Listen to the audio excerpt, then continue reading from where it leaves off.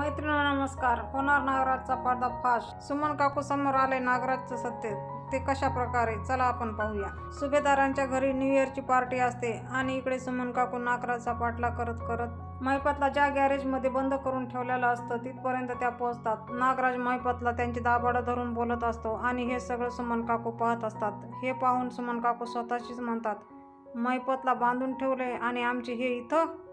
मला हे सगळं सायलीला सांगायलाच पाहिजे.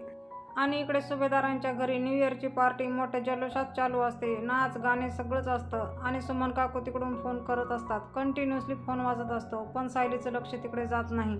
अर्जुन सगळ्यांना म्हणतो, हे नवीन वर्ष आपलं आहे आणि हे ऐकतात सगळे एकदमच जल्लोष करतात. सुमन काकू परत एकदा सायलीला फोन लावतात आणि म्हणतात, सायली प्लीज फोन उचल.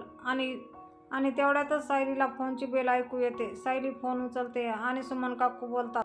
सुमन काकू घाबरलेले आणि दबक्या स्वरामध्ये सायलीला म्हणतात, सायली मी काय सांगते हे नीट लक्ष देऊन ऐक. सुमन काकू सायलीला काय सांगतात, सायली असं काय ऐकते जेणेकरून तिची खूप घबराहट होते, हे आपल्याला येणाऱ्या काही भागामध्ये समजणार आहे. तेव्हा कोणीही मिस करू नका. असेच नवनवीन आणि फुल अपडेटसाठी आजच आपलं चॅनल सबस्क्राईब करा. बेल आयकॉन प्रेस करायला विसरू नका. व्हिडिओ आवडला असेल तर एखादं लाईक नक्कीच करा. भेटूया आपण पुढच्या एपिसोडमध्ये.